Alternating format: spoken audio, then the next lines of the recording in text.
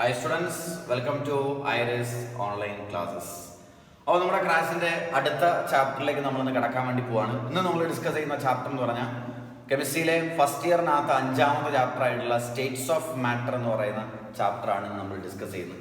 നിങ്ങൾക്കറിയാം States of matter എന്ന് പറഞ്ഞാൽ തന്നെ മാറ്ററിന്റെ സ്റ്റേറ്റുകളെ കുറിച്ച് പഠിക്കാൻ വേണ്ടിയുള്ള ചാപ്റ്ററാണ് സ്റ്റേറ്റ്സ് ഓഫ് മാറ്റർ. എന്താ നമുക്ക് ഈ മാറ്റർ എന്ന് പറഞ്ഞാൽ വാട്ട് ഈസ് മാറ്റർ? മാറ്റർ എന്ന് പറഞ്ഞാൽ എങ്ങനെയാണ് പറയാം? Matter is anything that occupies space and has a definite mass. Matter എന്ന് പറഞ്ഞാൽ അത് എന്തുമാകാം, അതിനെ ഒക്യുപ്പൈ ചെയ്യാൻ ഒരു സ്പേസ് വേണം, അതിന് ഡെഫിനറ്റ് ആയിട്ടുള്ളൊരു മാസ് വേണം. അങ്ങനെയുള്ള ഏത് സാധനത്തെ എനിക്ക് എന്ത് വിളിക്കാം? മാറ്റർ എന്ന് വിളിക്കാൻ പറ്റും. എൻ്റെ കയ്യിലുള്ള ഈ ചോക്ക് എന്ന് പറയുന്ന ഒരു മാറ്ററാണ്, ഞാൻ ഈ കയ്യിൽ കെട്ടിയിരിക്കുന്ന വാച്ച് എന്ന് പറയുന്ന ഒരു മാറ്ററാണ്. ഈ സാധനങ്ങളൊക്കെ എന്താണ്? മാറ്ററാണ്. കാരണം അവർക്കൊരു മാസും ഉണ്ട്, അതിന് ഒക്യുപ്പൈ ചെയ്യാൻ ഒരു സ്പേസ് വേണം. ക്ലിയർ ആണല്ലോ? നിങ്ങൾക്കറിയാം general based on the physical state matter നമ്മൾ മേജർ ആയിട്ട് നമ്മൾ 3 ആയിട്ടാണ് ഡിവൈഡ് ചെയ്തിരിക്കുന്നത്. ഒന്നേതാ?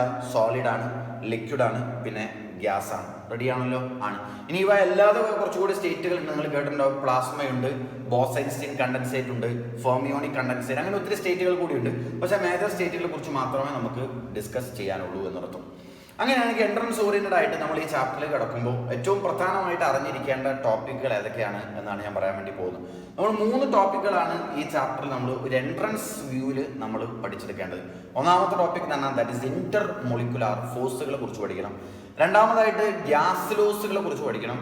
മൂന്നാമതായിട്ട് നമ്മൾ ലിക്വിഡ് സ്റ്റേറ്റിനെ കുറിച്ച് പഠിക്കണം. അതായത് സ്റ്റേറ്റ്സ് ഓഫ് മാറ്റർ എന്ന് പറയുന്ന ചാപ്റ്റർ 2 സ്റ്റേറ്റുകളെ കുറിച്ചിട്ടാണ് മേജറായിട്ട് ഡിസ്കസ് ചെയ്യുന്നത്. ഒന്ന് ഗ്യാസിനെ കുറിച്ച് പറയുന്നുണ്ട്, ലിക്വിഡിനെ കുറിച്ചും പറയുന്നുണ്ട്. സോളിഡിനെ കുറിച്ച് ഞങ്ങൾ +2 നിങ്ങൾ 1ാമത്തെ ചാപ്റ്റർ ആയിട്ടുള്ള സോളിഡ് സ്റ്റേറ്റിനകത്തായിട്ട് മുഴുവനായിട്ട് ഡിസ്കസ് ചെയ്യുകയാണ്. അപ്പോൾ നമ്മൾ ഈ 3 ടോപ്പിക്കുകളാണ് നമ്മൾ ചാപ്റ്ററിനകത്ത് ഞാൻ നിങ്ങൾക്ക് പറയാൻ വേണ്ടി പോകുന്നത്. ഇന്റർ മോളിക്കുലാർ ഫോഴ്സ് പറയും, ഗ്യാസ് ലോസ് പറയും, അതുപോലെ തന്നെ ലിക്വിഡ് സ്റ്റേറ്റിനെ കുറിച്ച് പറയും. അപ്പോൾ ആദ്യം നമ്മൾ ഡിസ്കസ് ചെയ്യാൻ പോകുന്നത് ഇന്റർ മോളിക്കുലാർ ഫോഴ്സിനെ കുറിച്ചിട്ടാണ്. അപ്പോൾ എല്ലാവരും ശ്രദ്ധിക്കുക, ചാപ്റ്ററിന്റെ 1ാമത്തെ ഭാഗമായിട്ട് ഞാൻ സംസാരിക്കുന്നത് ദാറ്റ് ഈസ് ഇന്റർ മോളിക്കുലാർ ഫോഴ്സിനെ കുറിച്ചിട്ടാണ്. Inter molecular force. മക്കളെ, എന്താണ് ഇന്റർ മോളിക്കുലാർ ഫോഴ്സ്? എന്താണ് ഇന്റർ മോളിക്കുലാർ ഫോഴ്സ്? ഇങ്ങനെയാണ് പറയാ, ഇന്റർ മോളിക്കുലാർ ഫോഴ്സ് എന്ന് പറഞ്ഞാൽ it is the force of attraction and repulsion between the interacting particles.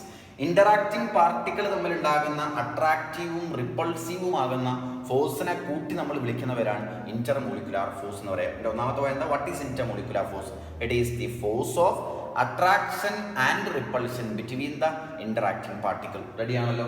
അതിലെ അട്രാക്റ്റീവ് ആയിട്ടുള്ള ഇന്റർ മോളിക്കുലാർ ഫോഴ്സിനെ നമ്മൾ വിളിക്കുന്ന പേരാണ് വാണ്ടർ വാൾ ഫോഴ്സ് എന്നാണ് വിളിക്കുക. Attractive intermolecular force is called van der Waals force എന്നാണ് വിളിക്കുക. ക്ലിയർ ആവാത്ത ആരെങ്കിലും ഉണ്ടോ? That is called van der Waals force. മക്കളെ, ഈ വാണ്ടർ വാൾ ഫോഴ്സ് 3 തരത്തിലാണ്. ഒന്നാമത്തെ ഫോഴ്സ് നമ്മൾ വിളിക്കുന്നവരാണ് ഡിസ്പെർഷൻ ഫോഴ്സ് എന്നാണ് വിളിക്കുക. ഡിസ്പേർഷൻ ഫോഴ്സ്, അതല്ലെങ്കിൽ ഇതിനെ ലണ്ടൻ ഫോഴ്സ് എന്നാണ് പറയുക. ഡിസ്പേർഷൻ ഫോഴ്സ് അതല്ലെങ്കിൽ ലണ്ടൻ ഫോഴ്സ് എന്നാണ് പറയുക. രണ്ടാമത്തിന് വിളിക്കുന്നത് ഡൈപോൾ ഫോഴ്സ് എന്നാണ് വിളിക്കുക. ഡൈപോൾ ഫോഴ്സ് എന്നാണ് വിളിക്കുക. Dipole force. മൂന്നാമത്തേന് നമ്മൾ വിളിക്കുന്നവരാണ് ഡൈപോൾ ഇൻഡ്യൂസർ ഡൈപോൾ ഫോഴ്സ് എന്നാണ് വിളിക്കുക. അപ്പോൾ അടുത്ത് നമ്മൾ പറയാൻ പോകുന്നത് ആദ്യം ഡിസ്പേർഷൻ ഫോഴ്സ് എന്താന്ന് പറയും, പിന്നെ ഡൈപോൾ ഫോഴ്സ് എന്താന്ന് പറയും, പിന്നെ ഡൈപോൾ ഇൻഡ്യൂസർ ഡൈപോൾ ഫോഴ്സ് എന്താന്ന് പറയും. റെഡിയാണോ?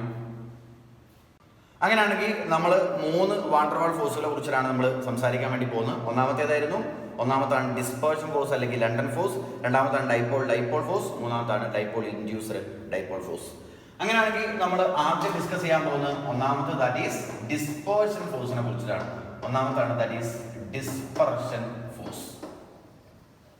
അല്ലെങ്കിൽ ഇതിനെ വിളിക്കുന്ന മറ്റൊരു പേരാണ് ലണ്ടൻ ഫോഴ്സ് എന്നാണ് വിളിക്കാറില്ല. London force. ഡിസ്പേർഷൻ ഫോഴ്സ് എന്ന് പറയും, അതല്ലെങ്കിൽ ലണ്ടൻ ഫോഴ്സ് എന്നാണ് പറയല്ലോ മക്കളെ? ഓക്കെ. അപ്പൊ എല്ലാവരും ശ്രദ്ധിക്കുക, ഈ ഡിസ്പേർഷൻ ഫോഴ്സ് അല്ലെങ്കിൽ ലണ്ടൻ ഫോഴ്സ് ആരിലാണ് കാണുന്നതെന്ന് വെച്ചാൽ നോൺ പോളാർ മോളിക്യൂളുകളാണ് ഈ ഫോഴ്സ് കാണുന്നത്. Dispersion force is seen in non polar molecule. മക്കളെ, എന്ത് ഈ നോൺ പോളാറും പൊളാറും നമ്മുടെ വ്യത്യാസം? പൊളാർ മോളിക്യൂൾ എന്ന് പറഞ്ഞാൽ അവക്കിടയിൽ ഒരു പൊളാരിറ്റി ഉണ്ടാവും. പൊളാരിറ്റി എന്ന് പറഞ്ഞാൽ ചാർജ് ഡിസ്ട്രിബ്യൂഷൻ ഉണ്ടാവും. നോൺ പോളാർ എന്ന് പറഞ്ഞാലോ അവർക്ക് എന്തുണ്ടാവില്ല? പൊളാരിറ്റി ഉണ്ടാവില്ല. എന്ന് പറഞ്ഞാൽ ചാർജ് ഡിസ്ട്രിബ്യൂഷൻ ഇല്ലാത്ത മോളിക്യൂളുകളാണ് നോൺ പോളാർ മോളിക്യൂൾ. അപ്പോൾ ഈ നോൺ പോളാർ മോളിക്യൂളുകളിലാണ് ഏത് ഫോഴ്സ് കാണുക? ഡിസ്പേർഷൻ ഫോഴ്സ് കാണുക എന്നുള്ളതാണ്. റെഡിയാണല്ലോ? അപ്പോൾ ഞാൻ ആദ്യം എങ്ങനെയാണ് ഡിസ്പേർഷൻ ഫോഴ്സ് ഉണ്ടാകുന്നതെന്ന് പറയുന്നത് എല്ലാവരും നന്നായി ശ്രദ്ധിക്കണം. ഈ ഫോഴ്സുകളെല്ലാം വളരെ മൈന്യൂട്ടഡ് ആയിട്ടുള്ള ഫോഴ്സുകളാണ്. ഞാൻ പറയുന്ന ആ സിസ്റ്റത്തിനകത്ത് ശ്രദ്ധിച്ചാൽ നിങ്ങൾക്ക് സംഭവം ക്ലിയർ ആയിട്ട് എടുക്കാൻ പറ്റും. അപ്പോൾ dispersion force is seen in non polar molecule. Non polar molecule എന്ന് പറയുന്നത് തന്നെ അവർക്ക് എന്തുണ്ടാവില്ല, പൊളാരിറ്റി ഉണ്ടാവില്ല. പൊളാരിറ്റി ഇല്ലാത്തതുകൊണ്ട് അവിടെ ചാർജിന്റെ ഡിസ്ട്രിബ്യൂഷൻ ഉണ്ടാവില്ല. ചാർജ് ഡിസ്ട്രിബ്യൂഷൻ ഇല്ല എന്ന് പറഞ്ഞു കഴിഞ്ഞാൽ നിങ്ങൾക്കറിയാം വാട്ട് ഈസ് ഡൈപോൾ. ഡൈപോൾ എന്ന് പറഞ്ഞാൽ രണ്ട് സെപ്പറേറ്റ് ചാർജസ്, രണ്ട് opposite charges separated by small ഡിസ്റ്റൻസിനെയാണ് നമ്മൾ ഫിസിക്സിൽ ഡൈപോൾ എന്ന് പഠിച്ചിട്ടുണ്ടാവും. അപ്പോൾ ഡൈപോൾ ഉണ്ടാവും, ചാർജ് ഇല്ലെങ്കിൽ പിന്നെ ഡൈപോൾ ഉണ്ടാവില്ല. ഡൈപോൾ ഇല്ലെങ്കിൽ പിന്നെ എന്തുണ്ടാവില്ല, ഡൈപോൾ മൊമെന്റ് ഉണ്ടാവില്ല. എന്ന് പറഞ്ഞു കഴിഞ്ഞാൽ നോൺ പോളാർ മോളിക്യൂളുകൾക്ക് എന്തുണ്ടാവില്ല, ഡൈപോൾ മൊമെന്റ് ഉണ്ടാവില്ല എന്നർത്ഥം. അങ്ങനെയാണെങ്കിൽ ഞാൻ എങ്ങനെയാണ് ഡിസ്പേർഷൻ ഫോഴ്സ് ഞാൻ പ്രിപ്പയർ ചെയ്യുന്നത് ശ്രദ്ധിക്കുക, എല്ലാവരും ശ്രദ്ധിക്കുക. ഞാൻ രണ്ട് നോൺ പോളാർ മോളിക്യൂളുകളെ കൺസിഡർ ചെയ്യാൻ വേണ്ടി പോവാണ്. ഒന്നാമത്തെ നോൺ പോളാർ മോളിക്യൂൾ ഞാൻ എ എന്ന് വിളിച്ചു, രണ്ടാമത്തെ നോൺ പോളാർ മോളിക്യൂൾ ഞാൻ ബി എന്ന് വിളിച്ചു. Consider two non polar molecules A and B. Are you ready? Ready? Okay. ഇനി ഞാൻ ചെയ്യാൻ പോകുന്ന കാര്യം എന്താണെന്ന് വെച്ചാൽ, ഈ എ എന്ന് പറയുന്ന നോൺ പോളാർ മോളിക്യൂളിലേക്ക് ഞാനൊരു ഡീഫോർമേറ്റീവ് ആയിട്ടുള്ള ഫോഴ്സ് ഞാൻ അപ്ലൈ ചെയ്യാണ്. എന്ത് ഫോഴ്സ് അപ്ലൈ ചെയ്യുന്നത്? ഒരു ഡീഫോർമേറ്റീവ് ഫോഴ്സ്. ഞാൻ അതിന്റെ ഷേപ്പ് ഒക്കെ ചേഞ്ച് ചെയ്യാൻ പറ്റുന്ന ഒരു ഫോഴ്സ്, ഡീഫോർമേറ്റീവ് ഫോഴ്സ് ഞാൻ എ എന്ന് പറയുന്ന നോൺ പോളാർ മോളിക്യൂളുകളിലേക്ക് ഞാൻ അപ്ലൈ ചെയ്യാൻ വേണ്ടി പോവാണ്. ക്ലിയർ ആയിട്ട് നോക്കിയാൽ ഡീഫോർമേറ്റീവ് ഫോഴ്സ് ഞാൻ എയിലേക്ക് അപ്ലൈ ചെയ്ത് കഴിഞ്ഞാൽ ഈ എ എന്ന് പറയുന്ന നോൺ പോളാർ മോളിക്യൂളിന്റെ ഷേപ്പിന് എന്ത് വരും, ഒരു ചേഞ്ച് വരും. അപ്പോൾ എ എന്ന് പറയുന്ന ആൾ ഇങ്ങനെ ആയിട്ടുണ്ടാവും. ഇതാണ് ഇപ്പോൾ എ. റെഡി? സംശയമുണ്ടോ? ബി എന്ന് പറയുന്ന ആൾക്ക് മാറ്റൊന്നുമില്ല, അയാൾ അതേപോലെ തന്നെ ഉണ്ട്. റെഡിയാണോ? ആണ്. ഇങ്ങനെ ഡീഫോർമേറ്റീവ് ഫോഴ്സ് അപ്ലൈ ചെയ്ത് കഴിഞ്ഞാൽ ഇതിന്റെ പ്രത്യേകത എന്താ വെച്ച് കഴിഞ്ഞാൽ, ഇയാളുടെ ന്യൂക്ലിയസ് ഒരു സൈഡിലേക്കും വന്നിട്ടുണ്ടാവും, ഇയാളുടെ ഇലക്ട്രോൺസുകളെല്ലാം മറ്റൊരു സൈഡിലേക്കും പോയിട്ടുണ്ടാവും. അതാണ് ഈ ഡീഫോർമേറ്റീവ് ഫോഴ്സിന്റെ പ്രത്യേകത. അതായത് ഞാൻ എ എന്ന് പറയുന്ന നോൺ പോളാർ മോളിക്യൂളിലേക്ക് ഒരു ഡീഫോർമേറ്റീവ് ഫോഴ്സ് അപ്ലൈ ചെയ്തപ്പോൾ അതിന്റെ ന്യൂക്ലിയസ് ഒരു സൈഡിലേക്കും ഇലക്ട്രോൺസുകൾ മറ്റൊരു സൈഡിലേക്കും പോയി എന്ന് പറഞ്ഞാൽ ഇവിടെ പ്ലസ് ചാർജ് വന്നു, ഇവിടെ മൈനസ് ചാർജ് വന്നു. രണ്ട് ചാർജുകളോ സെപ്പറേറ്റഡ് ബൈ സ്മോൾ ഡിസ്റ്റൻസ് ആണ് ഇവിടെ എന്ത് ക്രിയേറ്റഡ് ആയി, ഒരു ഡൈപോൾ ക്രിയേറ്റഡ് ആയി. റെഡി ആണല്ലോ? അങ്ങനെയാണെങ്കിൽ ഡൈപോളുകൾക്ക് എന്തുണ്ടാവും, ഒരു ഡൈപോൾ മൊമെന്റ് ഉണ്ടാവും. മക്കളെ ഞാനിവിടെ ഫോഴ്സ് കൊടുത്തത് കൊണ്ടാണ് ഇവിടെ ഡൈപോൾ ഉണ്ടായത്. അതുകൊണ്ട് ഈ ഡൈപോൾ നമ്മൾ വിളിക്കാം ടെമ്പററി ഡൈപോൾ എന്നാണ് വിളിക്കുന്നത്. വിളിക്കാം ടെമ്പർ. എന്തുകൊണ്ട് ടെമ്പററി ഡൈപോൾ ഞാൻ വിളിക്കാനുള്ള കാരണം ഞാൻ ഫോഴ്സ് കൊടുത്തുകൊണ്ടാണ് ഇവിടെ ഡൈപോൾ ഉണ്ടായത്. ഫോഴ്സ് കൊടുത്തില്ലേ ഡൈപോൾ ഉണ്ടാവുമോ? ഉണ്ടാവില്ല. അപ്പോൾ ഇനി ശ്രദ്ധിക്കുക, ഇവിടെ നോൺ പോളാർ മോളിക്യൂൾ ബി ഇവിടെ ഉണ്ട്. റെഡിയാണോ? ആണ്. ഇപ്പോൾ ഇവിടെ നെഗറ്റീവ് ചാർജ് വന്നു. ഈ നെഗറ്റീവ് ചാർജ് നിങ്ങൾക്ക് ഓപ്പോസിറ്റ് ചാർജുകൾ എപ്പോഴും അട്രാക്ട് ചെയ്യപ്പെടും. ഇവിടെ നെഗറ്റീവ് ചാർജ് വന്നു കഴിഞ്ഞാൽ ഈ നോൺ പോളാർ മോളിക്യൂളിന്റെ ന്യൂക്ലിയസിനെ ഇയാൾ ഇങ്ങോട്ട് ഇങ്ങനെ അട്രാക്ട് ചെയ്യാൻ തുടങ്ങും. അപ്പോൾ ഓട്ടോമാറ്റിക്കലി ഇയാൾക്കിടയിൽ ഒരു ടെമ്പററി ഡൈപോൾ. കാരണം എന്താ, ഇയാളുടെ പോസിറ്റീവ് ചാർജ് ഇങ്ങോട്ടും വരും, ഇയാളുടെ ഇലക്ട്രോൺസുകൾ ഇയാൾ എന്ത് ചെയ്യും, റിപ്പൽ ചെയ്യും. അപ്പോൾ ഇയാളുടെ നെഗറ്റീവ് ചാർജ് ഇങ്ങോട്ട് പോകും. അപ്പോൾ ഇവിടെ എന്തുണ്ടാവും, ഒരു ടെമ്പററി ഡൈപോൾ ഉണ്ടാവും. റെഡിയാണോ? ഇത് എ എന്ന് പറയുന്നത്, ഇത് ബി എന്ന് പറയുന്നത്. ഇവിടെ ഒരു ടെമ്പററി ഡൈപോൾ ഉണ്ടായി, ഇവിടെ ഒരു ടെമ്പററി ഡൈപോൾ ഉണ്ടായി.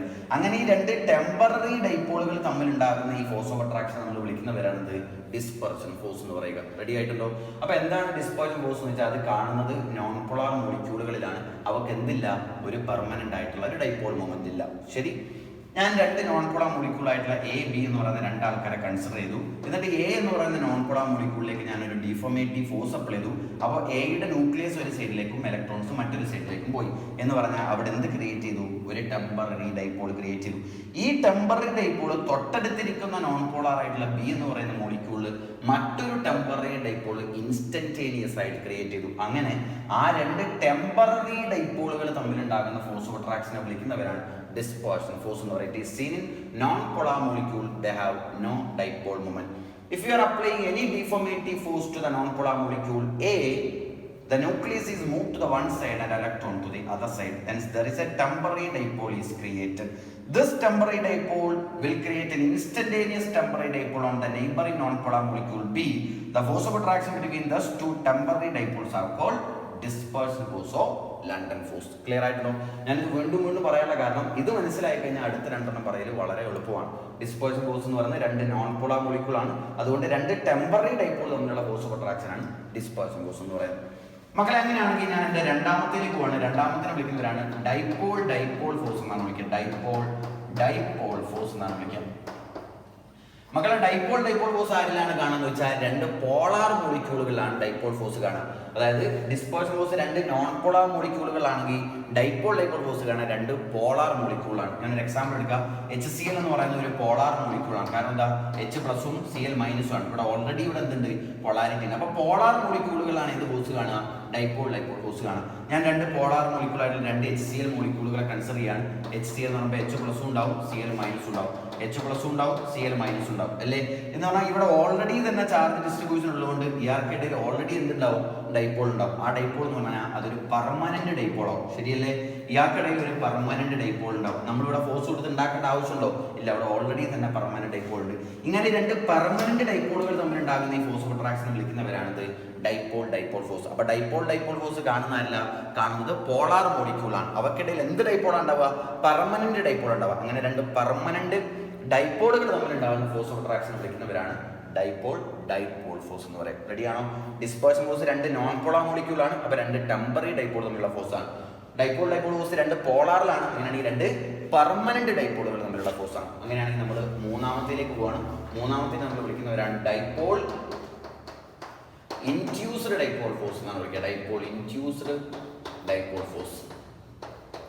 ഡൈപോൾ ഇൻഡ്യൂസ്ഡ് ഡൈപോൾ ഫോഴ്സ് എന്ന് പറയുന്നത് ആരെല്ലാം വെച്ചാൽ ഒരു പോളാറിലും ഒരു നോൺ പോളാറിലും. It is seen in a polar and a non polar molecule. ഒരു പോളാർ മോളിക്യൂൾ ഉണ്ടാവും, ഒരു നോൺ പോളാർ മോളിക്യൂൾ ഉണ്ടാവും. ഉദാഹരണത്തിന് ഞാനൊരു പോളാറായിട്ട് HCl എടുത്തു. HCl എന്ന് പറഞ്ഞാൽ H+ ഉണ്ട്, Cl- ഉണ്ട്. എന്നാൽ അയാൾക്ക് ഓൾറെഡി ഒരു പെർമനന്റ് ഡൈപോൾ ഉണ്ട്. റെഡിയാണല്ലോ? ഇയാളെ തൊട്ടടുത്ത് ഒരു നോൺ പോളാർ മോളിക്യൂൾ ആയിട്ടുള്ള ഞാൻ ഉദാഹരണത്തിന് A എന്ന് പറഞ്ഞ ഒരാളെ വിളിച്ചു. അയാൾ അവിടെ കൊണ്ടുപോയി വെച്ചു. റെഡിയാണല്ലോ? ആണ്. അപ്പൊ ഇത് പോളാറാണ്, ഇത് നോൺ പോളാറാണ്. ഈ പോളാറിന്റെ അടുത്ത് ഒരു നോൺ പോളാറിനെ കൊണ്ടെന്ന് വെച്ച് കഴിഞ്ഞാൽ ഈ പോളാറിന്റെ അവിടെ നെഗറ്റീവ് ചാർജ് ഇല്ല മക്കളെ. ഈ നെഗറ്റീവ് ചാർജ് ഈ നോൺ പോളാറിന്റെ ന്യൂക്ലിയസിന് ഇങ്ങോട്ട് അട്രാക്ട് ചെയ്യും. റെഡിയല്ലേ? അങ്ങനെ അട്രാക്ട് ചെയ്ത് കഴിഞ്ഞാൽ എന്ത് സംഭവിക്കും? ഇവിടെ H+, ഇവിടെ Cl-, ഇവിടെ ഒരു പെർമനന്റ് ഡൈപോൾ ഓൾറെഡി ഉണ്ട്. ഈ നെഗറ്റീവ് ചാർജ് ഇയാളുടെ ന്യൂക്ലിയസിനെ ഇങ്ങോട്ട് അട്രാക്ട് ചെയ്ത് കഴിഞ്ഞാൽ പോസിറ്റീവ് ചാർജ്, അതായത് ന്യൂക്ലിയസ് ഇങ്ങോട്ടും വരും. ഇലക്ട്രോണുകൾ റിപ്പൽ ചെയ്ത ഇലക്ട്രോൺ മറ്റേ സൈഡിലേക്ക് പോകും. എന്ന് പറഞ്ഞാൽ ഇവിടേക്ക് പ്ലസ് ചാർജ് വന്നിട്ടുണ്ടാവും, നെഗറ്റീവ്സ് ഒക്കെ ഈ സൈഡിലേക്ക് പോയിട്ടുണ്ടാവും, ഈ സൈഡിലേക്ക് പോയിട്ടുണ്ടാവും. എന്ന് പറഞ്ഞാൽ ഇയാൾ കാരണം ഇവിടെ ഒരു ഡൈപോൾ ഉണ്ടായില്ലേ എന്ന് പറഞ്ഞാൽ ഈ ഡൈപോൾ നമ്മൾ വിളിക്കുന്ന ഒരു ടെമ്പററി ഡൈപോൾ എന്നാണ്. ഈ പെർമനന്റ് ഡൈപോളും ഈ ടെമ്പററി ഡൈപോളും തമ്മിൽ ഉണ്ടാകുന്ന ഫോഴ്സ് ഓഫ് അട്രാക്ഷൻ വിളിക്കുന്നവരാണ് ഡൈപോൾ ഇൻഡ്യൂസ്ഡ് ഡൈപോൾ ഫോഴ്സ് എന്ന് പറയാം. ഞാനൊന്നുകൂടി സമ്മറൈസ് ചെയ്യാം. ഡിസ്പേർഷൻ ഫോഴ്സ് കാണുന്ന രണ്ട് നോൺ പോളാറിലാണ്. അപ്പൊ രണ്ട് ടെമ്പററി ഡൈപോൾ തമ്മിലുള്ള ഫോഴ്സാണ് ഡിസ്പേർഷൻ ഫോഴ്സ്. ഡൈപോൾ ഫോഴ്സ് രണ്ട് പോളാറിലാണ്. ഇപ്പൊ രണ്ട് പെർമനന്റ് ഡൈപോൾ തമ്മിലുള്ള ഫോഴ്സാണ് ഡൈപോൾ ഫോഴ്സ്. മൂന്നാമത്തെ ഡൈപോൾ ഇൻഡ്യൂസ്ഡ് ഡൈപോൾ ഫോഴ്സ് ആണ്. ഒരു പോളാറും ഒരു നോൺ പോളാറുമാണ്. അപ്പോൾ ഒരു പെർമനന്റും ഒരു ടെമ്പററിയും തമ്മിലുള്ള ഫോഴ്സാണ് dipole induced dipole force. Okay ആണല്ലോ? മക്കളെ, സ്റ്റേറ്റ്സ് ഓഫ് മാറ്ററിന്റെ രണ്ടാമത്തെ ഭാഗത്തിലേക്കാണ് നമ്മൾ കടക്കാൻ പോകുന്നത്. ദാറ്റ് ഈസ് ഗ്യാസ് ലോസുകളാണ്. Gas laws. എന്താ ഗ്യാസ് ലോസ് എന്ന് വെച്ച് കഴിഞ്ഞാൽ മെഷറബിൾ പ്രോപ്പർട്ടീസ് ആയിട്ടുള്ള പ്രഷർ, ടെമ്പറേച്ചർ, വോളിയം ഇവയെ അങ്ങോട്ടും ഇങ്ങോട്ടും ഇന്റർകണക്ട് ചെയ്യുന്ന റിലേഷനുകളെ നമ്മൾ വിളിക്കുന്നവരാണ് ഗ്യാസ് ലോസുകൾ എന്നാണ് പറയുക. റെഡിയാണല്ലോ? അങ്ങനെയാണെങ്കിൽ നമുക്ക് ഒരുപാട് ഗ്യാസ് ലോസുകൾ പഠിക്കാനുണ്ട്. Boyle's law, Charles law, Avogadro law, Gay Lussac law, ഇങ്ങനെയുള്ള ഓരോ ലോകളെ കുറിച്ചിട്ടാണ് നമ്മളിപ്പോൾ സംസാരിക്കാൻ വേണ്ടി പോകുന്നത്. ഓരോ ലോകളായിട്ട് പറയല്ലേ? അപ്പോൾ ഒന്നാമത്തെ ലോയിലേക്ക് കിടക്കാം. ഒന്നാമത്തെ ലോനെ നമ്മൾ വിളിക്കുന്നവരാണ് ബോയ്സ് ലോ എന്നാണ് വിളിക്കുക. Boyle's law.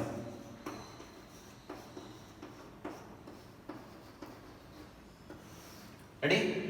അപ്പോൾ ബോയ്സ് ലോ എന്ന് ആരൊക്കെ തമ്മിലുള്ള റിലേഷൻ ആണെന്ന് വെച്ചാൽ പ്രഷറും വോളിയവും തമ്മിലുള്ള റിലേഷൻ നമ്മൾ വിളിക്കുന്ന പേരാണ് ബോയ്സ് ലോ എന്നാണ് പറയുക. ബോയ്സിൽ ആരൊക്കെ തമ്മിലുള്ള റിലേഷൻ മക്കളെ? പ്രഷറും വോളിയവും തമ്മിലുള്ള റിലേഷൻ നമ്മൾ വിളിക്കുന്നവരാണ് ബോയ്സ് ലോ. മക്കളെ, അപ്പൊ പ്രഷറും വോളിയവും തമ്മിലാണ് റിലേഷൻ എങ്കിൽ ഇവിടെ ആരാണ് കോൺസ്റ്റന്റ് എന്ന് വെച്ചാൽ ടെമ്പറേച്ചർ കോൺസ്റ്റന്റ് ആയിരിക്കും. മറ്റൊരു കോൺസ്റ്റന്റ് ടെമ്പറേച്ചർ. ഒരു കോൺസ്റ്റന്റ് ടെമ്പറേച്ചറിൽ ബോയ്സ് ലോ പറയുന്നത് എങ്ങനെയാണ്? The volume of a fixed mass of A gas is inversely proportional to pressure. Volume എന്ന് പറയുന്നത് എന്തിന് ഇൻവേഴ്സ്ലി പ്രൊപ്പോർഷണൽ ആയിരിക്കും? പ്രഷറിന് ഇൻവേഴ്സ്ലി പ്രൊപ്പോർഷണൽ ആവും. നിങ്ങൾക്കറിയാം, പ്രഷർ അപ്ലൈ ചെയ്യുന്നതിനനുസരിച്ച് സ്വാഭാവികമായിട്ടും എന്ത് കുറയും? വോളിയം കുറയുന്നുണ്ടാവും. V is inversely proportional to P. റെഡിയാണല്ലോ? അങ്ങനെയാണെങ്കിൽ V is equal to K into 1/P എന്നാണ് കിട്ടുക. ക്രോസ് മൾട്ടിപ്ലൈ ചെയ്താൽ നിങ്ങൾക്ക് കിട്ടും PV is a constant. റെഡിയാണോ? ആണ്. അങ്ങനെയാണെങ്കിൽ നമുക്ക് ബൈ ദ ഇക്വേഷൻ, ഞങ്ങൾക്കറിയാം ബോയ്സ് ലോയുടെ ഇക്വേഷൻ നമ്മൾ എങ്ങനെയാണ് ചെയ്താൽ PV ഒരു കോൺസ്റ്റന്റ് ആയതുകൊണ്ട് ഇനീഷ്യൽ കണ്ടീഷൻ 1 ആക്കി എടുക്കുകയാണെങ്കിൽ P1 V1 എന്ന് പറയുന്ന ഒരു കോൺസ്റ്റന്റ് ആവും. അങ്ങനെയാണെങ്കിൽ P2 V2 ഫൈനൽ കണ്ടീഷൻ എടുക്കുകയാണെങ്കിൽ അതൊരു കോൺസ്റ്റന്റ് ആവും. അങ്ങനെയാണ് ഇക്വേഷൻ ഇങ്ങനെ പറയാൻ പറ്റും. P1 V1 is equal to P2 V2 എന്നാണ് ബോയ്സ് ലോയുടെ ഇക്വേഷൻ നമ്മൾ പറയാറുള്ളത്. റെഡിയാണോ? അതായത് ഇപ്പൊ നിങ്ങൾക്ക് രണ്ട് പ്രഷർ തന്നു, ഒരു വോളിയം തന്നു, അടുത്ത വോളിയം കണ്ടുപിടിക്കാൻ പറഞ്ഞാൽ നിങ്ങൾക്ക് കണ്ടുപിടിക്കാൻ പറ്റും. അല്ലെങ്കിൽ രണ്ട് വോളിയം തന്നു, ഒരു പ്രഷർ തന്നു, അടുത്ത പ്രഷർ കണ്ടുപിടിക്കാൻ പറഞ്ഞാൽ നിങ്ങൾക്ക് 4 എണ്ണത്തിൽ 3 പാരാമീറ്റർ തന്നിട്ട് അടുത്ത പാരാമീറ്റർ കണ്ടുപിടിക്കാൻ പറഞ്ഞാൽ നിങ്ങൾക്ക് അപ്ലൈ ചെയ്യാവുന്ന ഇക്വേഷൻ ആണ്. That is P1 V1 is equal to P2 V2. R you ready? അങ്ങനെയാണെങ്കിൽ ഞാൻ ഇതിന് 1, 2, 3 എൻട്രൻസിന് നമുക്ക് ബോയ്സിൽ എന്താണെന്ന് ചോദിക്കാനുള്ള ചോദ്യങ്ങളൊന്നും ഇല്ലാത്തതുകൊണ്ട് ഇതിന്റെ ഗ്രാഫിക്കൽ റെപ്രസെന്റേഷനുമായി ബന്ധപ്പെട്ട ചോദ്യങ്ങളാണ് എൻട്രൻസിന്റെ ക്വസ്റ്റ്യൻ പേപ്പറിൽ വരാറുള്ളത്. ഞാൻ 1, 2, 3 ഗ്രാഫ് കാണിക്കാം. നിങ്ങൾക്കറിയാം PV is a constant, അതായത് V is inversely proportional to pressure ആയതുകൊണ്ട് ഞാൻ P യും 1/യും തമ്മിൽ ഗ്രാഫ് വരച്ച് ഞാൻ ഗ്രാഫ് എങ്ങനെ ആയിരിക്കും? ഡയറക്റ്റ്ലി പ്രൊപ്പോർഷണൽ ആയിരിക്കും. റെഡിയാണല്ലോ? ഇനി P യും V യും തമ്മിൽ ഗ്രാഫ് വരച്ച് കഴിഞ്ഞാലോ P യും V യും തമ്മിൽ എങ്ങനെയാണുള്ളത്? ഗ്രാഫ് ഇൻവേഴ്സ്ലി പ്രപ്പോസൽ, അതായത് വോളിയം കുറയുന്ന സമയത്ത് പ്രഷർ വളരെ കൂടുതലാണ്. അപ്പോൾ ഗ്രാഫ് എങ്ങനെ ഉണ്ടാവും? ഗ്രാഫ് ഇങ്ങനെയാണ് ഉണ്ടാവും. റെഡി ആണല്ലോ? ഇനി വേണമെങ്കിൽ പി വിയും പിയും തമ്മിൽ ഗ്രാഫ് വരച്ച് കഴിഞ്ഞാൽ പി വി സെ കോൺസ്റ്റന്റ് ആണ്. അപ്പോൾ പി വിയും പിയും തമ്മിൽ ഗ്രാഫ് വരച്ച് കഴിഞ്ഞാൽ ഗ്രാഫ് ഇങ്ങനെയാണ് ഉണ്ടാവും. റെഡിയാണോ? അപ്പോൾ നമുക്ക് പലതരത്തിൽ ഗ്രാഫ് വരയ്ക്കാൻ പറ്റും. ഇത് ഒരു ബോയിൽസ് ലോയുടെ ഗ്രാഫാണ്, ഇത് ബോയിൽസ് ലോയുടെ ഗ്രാഫാണ്, ഇത് ബോയിൽസ് ലോയുടെ ഗ്രാഫാണ്, ഇതൊക്കെ ബോയിൽസ് ലോയുടെ ഗ്രാഫുകളാണ്. Are you ready? ഓക്കെ. അങ്ങനെയാണെങ്കിൽ രണ്ടാമത്തെ ഗ്യാസ് ലോ ആണ്, that is Charles law. Charles law ആരൊക്കെ തമ്മിലുള്ള റിലേഷൻ ആണെന്ന് വെച്ചാൽ വോളിയവും ടെമ്പറേച്ചറും തമ്മിലുള്ള റിലേഷൻഷിപ്പ് ആണ്, that is Charles law. VT relationship ആണ്. മക്കളെ, വോളിയവും ടെമ്പറേച്ചറും തമ്മിലാണ് റിലേഷൻ എങ്കിൽ ആരായിരിക്കും കോൺസ്റ്റന്റ് എന്ന് വെച്ചാൽ അറ്റ് കോൺസ്റ്റന്റ് പ്രഷർ ആയിരിക്കും കോൺസ്റ്റന്റ്, അറ്റ് കോൺസ്റ്റന്റ് പ്രഷർ. ചാൾസിൽ പറയുന്നത് എങ്ങനെയാണ്? The volume of a fixed mass of gas is directly proportional to temperature എന്നാണ്. വോളിയം ടെമ്പറേച്ചറിന് ഡയറക്ട്ലി പ്രൊപ്പോസൽ ആണെന്നാണ്. അങ്ങനെയാണെങ്കിൽ V = K × T and V/T is a constant എന്നാണ്. മനസ്സിലാവാത്തതുണ്ടോ? അങ്ങനെയാണെങ്കിൽ ഇപ്പോൾ ഇത് ഇക്വേഷൻ ആയിട്ട് എടുക്കുകയാണെങ്കിൽ V1 എന്ന് പറയുന്നത് ഇനീഷ്യൽ വോളിയം, T1 എന്ന് പറയുന്നത് initial temperature, V2 final volume, T2 final temperature ആയിട്ട് എടുക്കുകയാണെങ്കിൽ എനിക്ക് ഇക്വേഷൻ ആയിട്ട് ഇങ്ങനെ പറയാൻ പറ്റും, V1/T1 = V2 / T2 എന്നാണ് പറയുക. സംശയമുണ്ടോ? അതായത് നമുക്ക് രണ്ട് വോളിയവും ഒരു ടെമ്പറേച്ചർ നിന്നാൽ അടുത്ത ടെമ്പറേച്ചർ പിടിക്കാൻ പറ്റും, അല്ലെങ്കിൽ രണ്ട് ടെമ്പറേച്ചറിൽ നിന്ന് ഒരു വോളിയം തന്നാൽ അടുത്ത വോളിയം ബൈ ദ ചാൾസ് ലോയുടെ ഇക്വേഷൻ വെച്ച് നിങ്ങൾക്ക് കണ്ടുപിടിക്കാവുന്നതാണ്. ക്ലിയർ ആയിട്ടുണ്ടോ? അങ്ങനെയാണെങ്കിൽ ഇനിയാണ് ശ്രദ്ധിക്കേണ്ടത്, ഇതിന്റെ ഗ്രാഫിക്കൽ റെപ്രസെന്റേഷനിലേക്കാണ് ഞാൻ കടക്കാൻ പോകുന്നത്.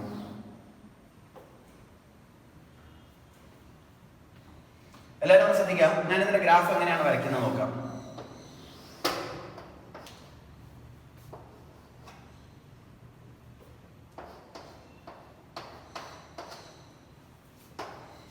അതായത് വോളിയവും ടെമ്പറേച്ചറും തമ്മിലാണ് ഞാനിവിടെ ഗ്രാഫ് വരയ്ക്കാൻ പോകുന്നത്. എല്ലാവരും ശ്രദ്ധിക്കണേ, വോളിയവും ടെമ്പറേച്ചറും തമ്മിലാണ് ഗ്രാഫ് വരയ്ക്കുന്നത്. നിങ്ങൾക്കറിയാം volume is directly proportional to temperature ആണ്. കാരണം V പ്രൊപ്പോസൽ T എന്ന് പറഞ്ഞാൽ ടെമ്പറേച്ചർ കൂടുന്നതിനനുസരിച്ച് വോളിയം എന്ത് ചെയ്യണം? കൂടണം. അപ്പോൾ ഡയറക്ട്ലി പ്രൊപ്പോസൽ ആണെങ്കിൽ ഗ്രാഫ് ചാൾസിന് വരയ്ക്കുമ്പോൾ ഗ്രാഫ് ഇങ്ങനെയാണ് ചാൾസിന് ഗ്രാഫ് കിട്ടിയത്. സംശയമുണ്ടോ? ഈ ഗ്രാഫിൽ നിന്ന് നിങ്ങൾക്കറിയാം വോളിയം കൂടുന്നതിനനുസരിച്ച്, അതായത് ടെമ്പറേച്ചർ കൂടുന്നതിനനുസരിച്ച് വോളിയം ഇങ്ങനെ കൂടി പോകുന്നത്, അതാണ് ഡയറക്ട്ലി പ്രൊപ്പോസലിന്റെ അർത്ഥം. റെഡി ആണല്ലോ? ഇനി ഞാൻ ചെയ്യാൻ പോകുന്നത് വെച്ചാൽ ഈ ഗ്രാഫ് ഇതിപ്പോൾ ഈ ഒരു പോയിന്റിൽ ഒന്ന് മീറ്റ് ചെയ്യുന്നുണ്ട്. ഞാൻ ഈ ഗ്രാഫിനെ അവിടെ നിന്ന് എക്സ്ട്രാപ്പുലേറ്റ് ചെയ്യാണ്. ഞാൻ ഈ ഗ്രാഫിനെ ഒന്നിങ്ങനെ എക്സ്ട്രാപ്പുലേറ്റ് ചെയ്ത് കഴിഞ്ഞാൽ ഇത് ടെമ്പറേച്ചർ ആക്സിസിലെ ഏതോ ഒരു ടെമ്പറേച്ചർ വന്നിട്ട് ഈ ഗ്രാഫ് ഒന്ന് മീറ്റ് ചെയ്യും. റെഡി ആണല്ലോ? ഇത് ടെമ്പറേച്ചർ ആക്സിസ് ആണ്, ഇത് 0 ആണ്. ഇവിടെ നിന്നിട്ടാണ് -°C ഉണ്ടാവുക. അപ്പോൾ ഈ ഗ്രാഫിൽ ഞാൻ ഇങ്ങനെ എക്സ്ട്രാപ്പുലേറ്റ് ചെയ്യുന്ന സമയത്ത് ഈ ഗ്രാഫ് വന്നിട്ട് ഏതോ ഒരു ടെമ്പറേച്ചറിൽ മീറ്റ് ചെയ്യും. ആണല്ലോ? ആ ടെമ്പറേച്ചർ ഏതാണെന്ന് വെച്ചാൽ -273°C ആണ് ഈ മീറ്റ് ചെയ്യുന്ന പോയിന്റ്. നിങ്ങൾക്കറിയാം ടെമ്പറേച്ചർ ആക്സിസിൽ വന്നിട്ട് ഈ ഗ്രാഫ് മീറ്റ് ചെയ്ത് കഴിഞ്ഞാൽ ഈ പോയിന്റിൽ ഈ എതിർ ആക്സിസിന്റെ വാല്യൂ 0 എന്ന് പറഞ്ഞാൽ ഈ -273°C എന്ന് പറയുന്ന ഈ ടെമ്പറേച്ചറിൽ ഈ ഗ്യാസിന്റെ വോളിയത്തിന്റെ വാല്യൂ എന്തായിരിക്കും? 0 ആയിരിക്കും. ആണല്ലോ? ഈ ഒരു ആക്സിസ് മീറ്റ് ചെയ്ത് കഴിഞ്ഞാൽ ഈ ഒരു ആക്സിന്റെ വാല്യൂ ഇവിടെ 0 എന്ന് പറഞ്ഞാൽ -273°C ഒരു ഗ്യാസിന്റെ വോളിയം എന്താവും? 0 ആയിരിക്കും. ആ ടെമ്പറേച്ചറിനെ വിളിക്കുന്നവരാണ് അബ്സല്യൂട്ട് സീറോ ഓഫ് ടെമ്പറേച്ചർ എന്നാണ്. റെഡി ആണല്ലോ? ഈ ടെമ്പറേച്ചർ വിളിക്കുന്നത് എന്താ? Absolute zero of temperature. Absolute zero of temperature, അതായത് ഈ -273°C നമ്മൾ വിളിക്കുന്നവരാണ് അബ്സല്യൂട്ട് സീറോ ഓഫ് ടെമ്പറേച്ചർ. ആ സ്കെയിൽ നമ്മൾ വിളിക്കുന്നവരാണ് അബ്സല്യൂട്ട് സ്കെയിൽ അല്ലെങ്കിൽ കെൽവിൻ സ്കെയിൽ എന്നാണ് പറയുക. അതായത് ഈ -273°Cനെയാണ് നമ്മൾ 0 കെൽവിൻ എന്നാണ് പറയാറുള്ളത്. അതായത് അങ്ങനെയാണെങ്കിൽ 0°C എന്നാൽ എത്ര ആയിരിക്കും? ദാറ്റ് ഈസ് 273 കെൽവിൻ ആയിരിക്കും. ഇങ്ങനെയാണ് കെൽവിൻ സ്കെയിൽ ഡിസ്കവർ ചെയ്യപ്പെടുന്നത്. അപ്പോൾ °C നിങ്ങൾ ഗ്രാഫ് വരയ്ക്കുന്നത്, ഗ്രാഫ് ഇങ്ങനെയാണ് കിട്ടുക. അങ്ങനെയാണെങ്കിൽ കെൽവിൻ സ്കെയിൽ ആണെങ്കിലോ ഗ്രാഫ് വരയ്ക്കുന്നത്, ഇപ്പം വോളിയവും ടെമ്പറേച്ചറും ഞാൻ കെൽവിൻ സ്കെയിലാണ് ഗ്രാഫ് വരയ്ക്കുന്നെങ്കിൽ ഗ്രാഫ് ഡയറക്റ്റ്ലി ഓപ്പോസിറ്റ് ആവും. ഈ പോയിന്റിൽ ഒന്ന് മീറ്റ്. ക്ലിയർ ആയിട്ടുണ്ടോ? മനസ്സിലാവാത്ത ആരെങ്കിലും ഉണ്ടോ? Okay, this is Charles. മക്കളെ, അങ്ങനെയാണെങ്കിൽ നമ്മൾ മൂന്നാമത്തെ ഗ്യാസ് ലോയിലേക്കാണ് കിടക്കാൻ പോകുന്നത്. മൂന്നാമത്തെ gas law that is Gay Lussac law ആണ്. മക്കളെ, ചാൾസ് ലോ അറിയുന്ന കുട്ടിക്ക് ഗേ-ലൂസാക്ക് ലോ പഠിക്കാൻ ഒരു വഴിയില്ല. ചാൾസ് ലോ എന്ന് പറഞ്ഞാൽ വോളിയവും ടെമ്പറേച്ചറും തമ്മിലാണ് റിലേഷൻ. അപ്പോൾ പ്രഷർ കോൺസ്റ്റന്റ്. ഇവിടെ ആകെ വ്യത്യാസം എന്ന് പറഞ്ഞാൽ പ്രഷറും വോളിയവും അങ്ങോട്ടും ഇങ്ങോട്ടും മാറ്റി കൊടുത്താൽ മതി. അതായത് ഗേ-ലൂസാക്ക് ലോ ആരൊക്കെ തമ്മിലുള്ള റിലേഷൻ എന്ന് വെച്ചാൽ പ്രഷറും ടെമ്പറേച്ചറും തമ്മിലുള്ള റിലേഷൻഷിപ്പിനെയാണ് നമ്മൾ ഗേ-ലൂസാക്ക് ലോ പറയുക. അപ്പോൾ നേരത്തെ വോളിയവും ടെമ്പറേച്ചറും പ്രഷർ കോൺസ്റ്റന്റ് ആയെങ്കിൽ ഇവിടെ പ്രഷറും ടെമ്പറേച്ചറും ആകുമ്പോൾ ആര് കോൺസ്റ്റന്റ് ആവും? വോളിയം കോൺസ്റ്റന്റ് ആവും. At constant volume. സംശയം ഉണ്ടോ? നേരത്തെ വോളിയം ഡയറക്ട്ലി ഓപ്പോസിറ്റ് ടെമ്പറേച്ചർ ആണെങ്കിൽ പ്രഷർ ഡയറക്ട്ലി ഓപ്പോസിറ്റ് ടെമ്പറേച്ചർ. ആ V എന്നുള്ളതൊക്കെ എന്താക്കി കൊടുത്താൽ മതി? P ആക്കി കൊടുത്താൽ P പ്രൊപ്പോർഷണൽ ടു ടെമ്പറേച്ചർ. അങ്ങനെയാണെങ്കിൽ P = a constant to temperature, P/T is a constant. സംശയം ഉണ്ടോ? അങ്ങനെയാണെങ്കിൽ P1 എന്ന് പറയുന്ന ഇനീഷ്യൽ പ്രഷറും T1 എന്ന് പറയുന്ന ഇനീഷ്യൽ ടെമ്പറേച്ചറും P2 ഫൈനൽ പ്രഷറും T2 ഫൈനൽ ടെമ്പറേച്ചറും ആണെങ്കിൽ എനിക്ക് ബൈ ഗെയിംസാക്കിലോ ഇക്വേഷൻ എങ്ങനെ പറയാൻ പറ്റും P1 by T1 is equal to P2 divided by T2.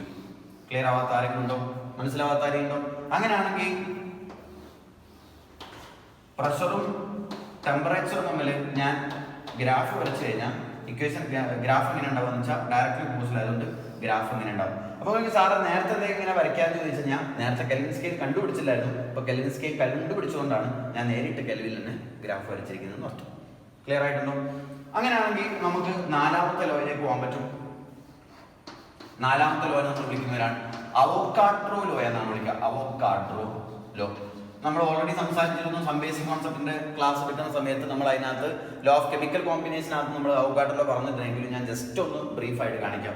Avogadro law ആരൊക്കെ തമ്മിലാന്ന് വെച്ചാൽ വോളിയവും നമ്പർ ഓഫ് മോൾസ് തമ്മിലുള്ള റിലേഷൻഷിപ്പിനെയാണ് നമ്മൾ അവോഗാഡ്രോ ലോ എന്ന് പറയുക.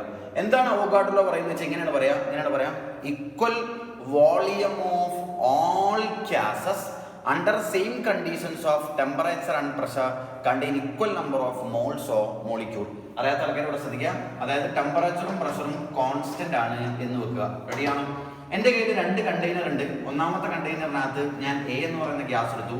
രണ്ടാമത്തെ കണ്ടെയ്നർ ഉണ്ട്, അതിനകത്ത് ഞാൻ B എന്ന് പറയുന്ന ഗ്യാസ് എടുത്തു. ഇതിന്റെ പ്രത്യേകത എന്താണെന്ന് വെച്ചാൽ ഈ A, B എന്ന് പറയുന്ന 2 കണ്ടെയ്നറുകളുടെയും വോളിയം എന്തായിരിക്കണം? ഈക്വൽ ആയിരിക്കണം. എന്ന് പറഞ്ഞാൽ ഒരേ വോളിയം ഉള്ള 2 കണ്ടെയ്നറിനകത്ത് അതിന്റെ ടെമ്പറേച്ചറും പ്രഷറും കോൺസ്റ്റന്റ് ആണ്. ഇത് രണ്ടെണ്ണത്തിനകത്ത് ഞാൻ A, B എന്ന് പറയുന്ന 2 വ്യത്യസ്ത ഗ്യാസുകൾ നിറച്ചാൽ ഈ എക്കകത്ത് എത്ര നമ്പർ ഓഫ് മോൾസ് അല്ലെങ്കിൽ മോളിക്യൂൾ ഉണ്ടോ അത്ര തന്നെ മോളിക്യൂളുകളായിരിക്കും ബിക്കകത്ത് ഉണ്ടാവും. ഉദാഹരണം പറയുകയാണെങ്കിൽ എക്കകത്ത് 10 മോൾസ് ഉണ്ടെങ്കിൽ ബിക്കകത്ത് എത്ര ഉണ്ടാവുക? 10 മോളാണ്. ഈ എക്കകത്ത് 100 ഉണ്ടെങ്കിൽ ഇവിടെ എത്ര ഉണ്ടാവും? 100 ഉണ്ടാവും. രണ്ടിനകത്ത് ഉണ്ടാകുന്ന നമ്പർ ഓഫ് മോൾസ് അല്ലെങ്കിൽ നമ്പർ ഓഫ് മോളിക്യൂൾസ് എന്ന് പറയുന്നത് ഈക്വൽ ആയിരിക്കും എന്ന് പറയുന്ന ലോനെ വിളിക്കുന്നവരാണ് അവോഗാഡ്രോ ലോ എന്ന് പറയാം. അപ്പൊ എന്താ Avogadro law? Equal volume of all gases under same conditions of temperature and pressure contain equal number of moles of molecule. Graph വരയ്ക്കുകയാണെങ്കിൽ വോളിയവും നമ്പർ ഓഫ് മോൾസ് നമ്മൾ ഗ്രാഫ് വരച്ച് കഴിഞ്ഞാൽ എങ്ങനെ ഉണ്ടാവുക? വോളിയവും നമ്പർ ഓഫ് മോൾസും ഡയറക്ട്ലി ഓപ്പോസിറ്റ് ആണ്. അപ്പോൾ ഗ്രാഫ് എങ്ങനെ ഉണ്ടാവും? ഗ്രാഫ് ഡയറക്ട്ലി പ്രൊപ്പോർഷണൽ ആയിട്ട് ഉണ്ടാവും. ക്ലിയർ ആയിട്ടുണ്ടല്ലോ? This is Avogadro.